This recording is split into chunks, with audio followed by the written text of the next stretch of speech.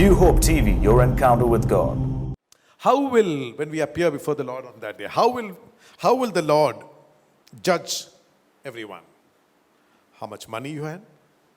How smart you were? All the good works that you did? No. He will judge you and me on the basis of one criteria, which is righteousness. Are you righteous? Did you measure up to the standard of righteousness that I showed you through my Son, Jesus? John 1:14. And the Word became flesh and dwelt among us, and we beheld His glory, the glory as of the only begotten of the Father, full of grace and truth. When Jesus walked on the earth, we beheld His glory. The glory as of the only begotten of the Father, full of grace and truth. What did we behold? We beheld His glory. What does Romans 3:23 say? For all have sinned and come short of the glory of God. When Jesus walked, we saw His glory. When people see us, we have fallen short of the glory. When God sees us, He sees us as falling short of that glory. So we already know what the judgment is going to be like. We already know what the judgment is going to be like. So it says all of us are guilty of falling short of the glory of God. Verse, it says there, God says it says in the Old Testament, again quoted in Romans chapter 3, there is none righteous, no, not one. Not one person in the world is righteous. However successful, however good, not one person is righteous according to God's standard. Then it says there is no one who understands. The wisest man in the world, in worldly terms, does not understand. He doesn't understand godly things. Then it says there's none who seeks after God. They all have a form of godliness. We saw that. Everyone has a form of godliness, and they are happy with that, but no one is seeking after God Almighty. Then it says they have all turned aside. Instead of following God, they have all turned aside. They have become unprofitable, and there is none who does good, no, not one. See, we thought people were doing good works. Such a good man, he does so many good things, according to our standards. And it's true. By worldly standards, they are doing a lot of good. But in God's measure, when He looks down from heaven, God says, there is none who does good, no, not one person is there who's doing good, according to God's measure. And then it says there is no fear, and then at the end, verse 18, there is no fear of God before their eyes.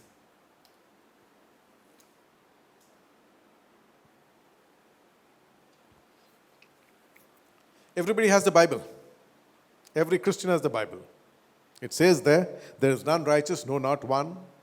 No one is seeking after me. Everyone is turning aside, the Bible says. And yet, no one is desiring, that's a wrong thing to say, no one is desiring. But yet, in the heart of people, it doesn't come naturally to seek after God. It doesn't come naturally. We are all busy with our pursuits. The average man is very busy with his pursuits. Do you know why?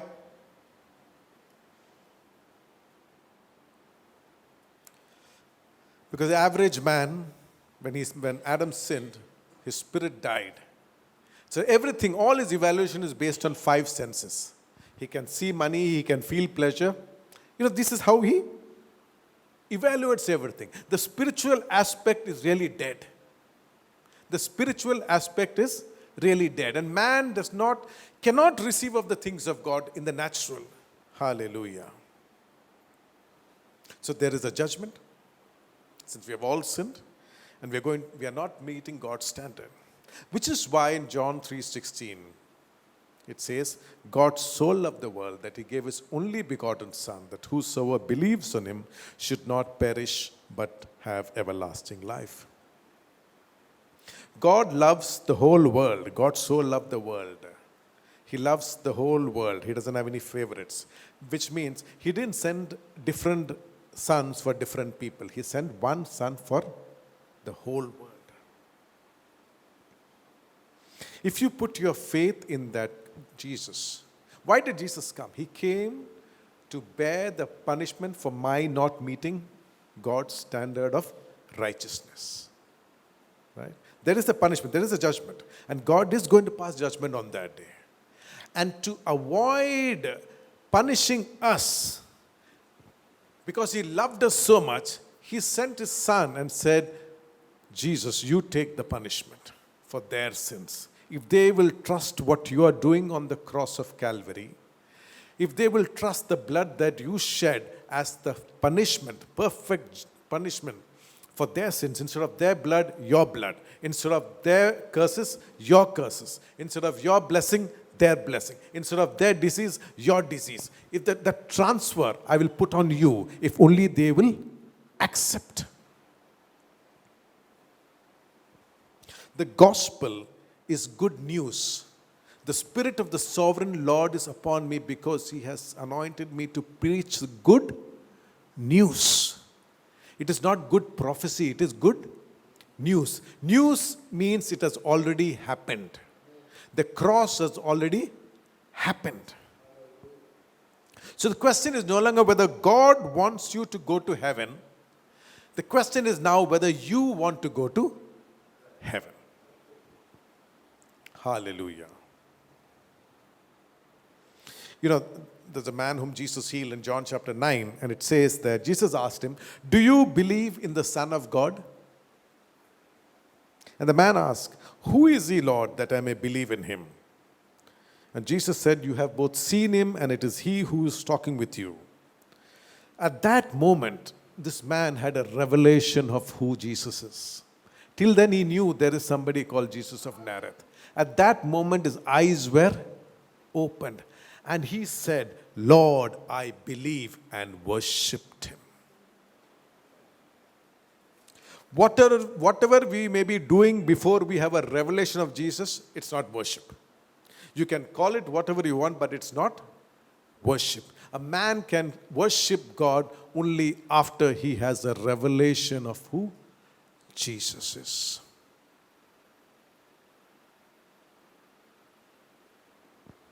The demon-possessed man came and worshipped. Legions of demons could not prevent him from worshipping Him because he had a revelation of the Son of God.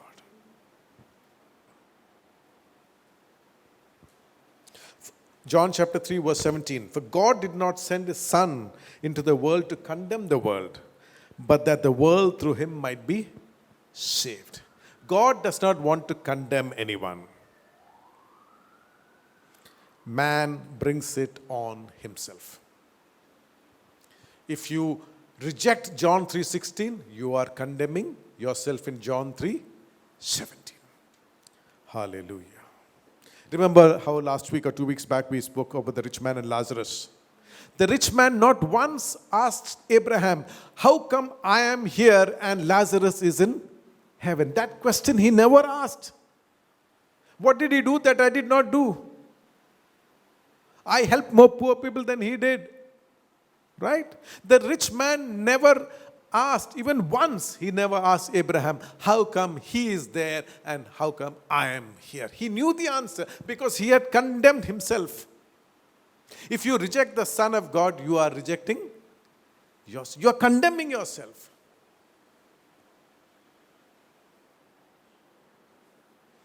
But praise God, it says in the next verse, he who believes in Him is not condemned.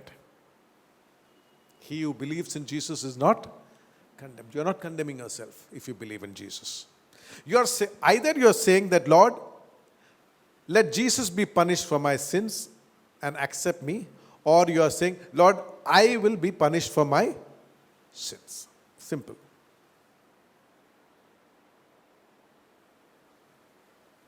For the grace of God that brings salvation to all men has appeared to all men, right?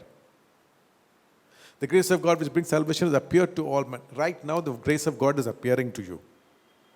What will you do? When you stand at Judgment Day, you can never say that I did not hear the gospel. Right now you have heard it. Right now you have heard the gospel. As of this moment, your blood is not on my head. You have heard the gospel. What will you do with Jesus?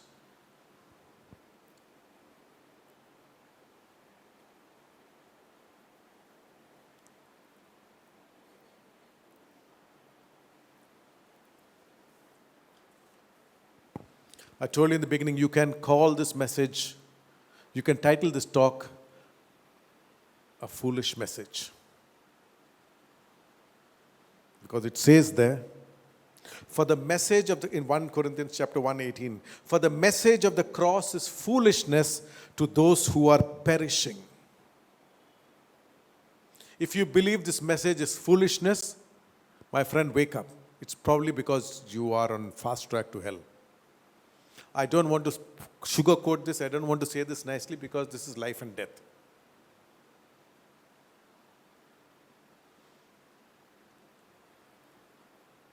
For the message of the cross is foolish. It's a foolish message to those who are perishing.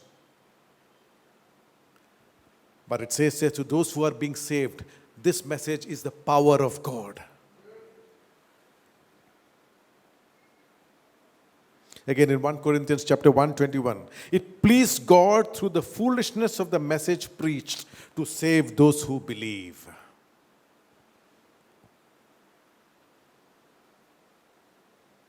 The message may sound foolish, but it is power to save those who believe. My friend, let me tell you one thing. If you are hearing this message, it is because God wants you to be saved. Otherwise, right now, you would have been doing anything else. You could have been washing the dishes. You could have been getting ready to go to office or work or whatever, go for a walk. You're hearing this message because God wants you to be saved. God wants to give the righteousness of Jesus to you.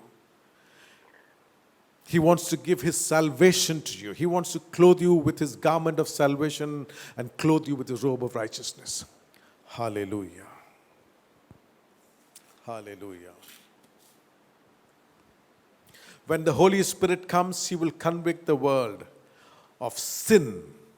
What is that sin? Of sin because they did not believe in me. Earlier you were dying, you were committing sin because you did not meet the righteousness of God. And God said, you are guilty. And you said, yes, like rich man, you knew you were guilty. But right now God is saying, you are guilty, but I can make you free. I can pronounce you innocent if you will only transfer your guilt to Jesus. So right now the sin is of sin because they did not believe in me. Because if you do not believe in Jesus, now the sin is on you. Because God sent a remedy. He gave you a way to escape, to go scot-free. But you're saying, I will not. I shared this example. If the cure for AIDS has been found, and you refuse to have that medicine, you're no longer dying because of AIDS, you're dying because of your stupidity. Because the cure for AIDS was there. The cure for your sin is available. But if you refuse to take it, you have only yourself to blame. Of judgment because I go to the Father. Right? This is what we heard earlier in Acts 15. When God raised Jesus up from the dead, He's giving a proof to the whole world. He's giving a proof to the whole world. He's giving a proof to the whole world that this is the way of your salvation. Of judgment. Sometimes we think that judgment is far away, right? And yes, there is a judgment like that, the last judgment. But Jesus also said, now is the judgment. Now is the judgment. In John 12:31, now is the judgment.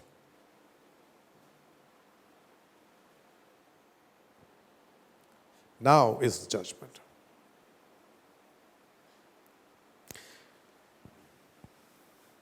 This is a very serious topic. It's a very serious topic. It's a topic of, your life and death, of your eternity. The only thing the rich man asked, he did not even say, Abraham, Father Abraham, take me out from here. Right? He didn't ask, how come Lazarus is there and how come I am here? Number two, this is what I was really surprised when I read that. If you are caught in a fire, the only thing you will shout is, help. You will scream with your, the top of your voice, help, save me, somebody save me. The rich man is burning in hell, and not once he is saying, save me. Because he knew the time to have got saved was here on earth. Now it's too late. Now it's too late. In Luke 23:30, Judgment Day, it says there, people will cry to the mountains to fall on them, and they will cry to the hills to bury them. Can you imagine? They would rather have mountains fall on them and hills to bury them. They will pray for that than face the Lord's judgment, than stand before God. We went through some, the state went through some landslides, horrible stuff, right? Horrible stuff. And we pray it will never happen again. But imagine if you have to wish for that. That seems a better option than standing before God. That the hills will fall, that the mountains will come on top of you, and that the hills would bury you. Can you imagine?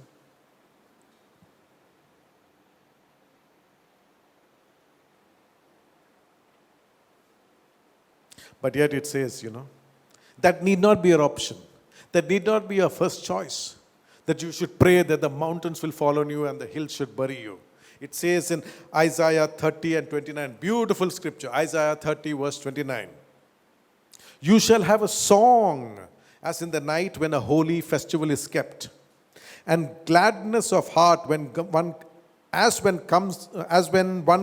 goes before with a flute, to come into the mountain of the Lord, of the mighty one of Israel.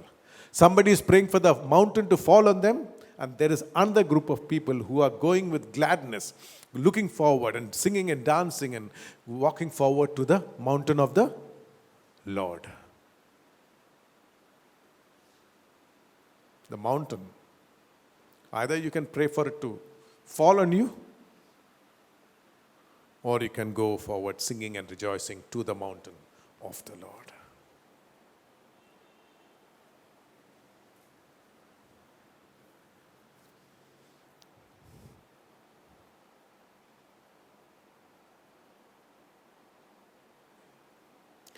I'll close with this. 1 John 4:17. Herein is our love made perfect,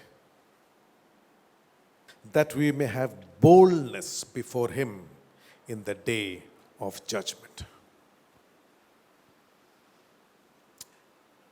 God has made a way for you and me to have boldness in the day of judgment. To go before Him with boldness. Why? Because it's no longer about us. We have the righteousness of the perfect righteous man. When God looks at us, He sees the righteousness of God. He sees the righteousness of Jesus. The standard. He says, you meet the standard. Come to my rest. Come into my rest. You are coming in what? Your own righteousness? Go. Stand with the goats.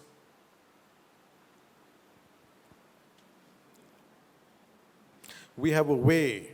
God has given us a way today to know that we will have boldness before Him on the day of judgment. Our love will be made perfect on that day. Hallelujah. It's not a very, fun kind of message, but this is what the Lord gave me today. I don't know for whom, but it's what the Lord gave me today. Somebody needs to hear this word. I don't know who it is. Or some people need to hear this word. So this is what the Lord gave me. That we can come before the throne of God. When you accept Jesus, as your Lord and Savior, and His blood has washed you. You know, you just confess. It doesn't matter. See, unbelief, He said, sin because they do not believe in me. He didn't say sin because they committed adultery, sin because they committed murder, sin because they stole, sin because. No. They're saying sin because they did not believe in the one whom the Lord had sent. That unbelief. Unbelief is the basic root. Everything else is an angle of that, is a manifestation of unbelief. Like you're really saying there's no God, I don't care, right? But unbelief is at the root. If you will just believe what the Lord has done for you, and if you'll just trust Him, give Him everything that you have done, He will wash it clean.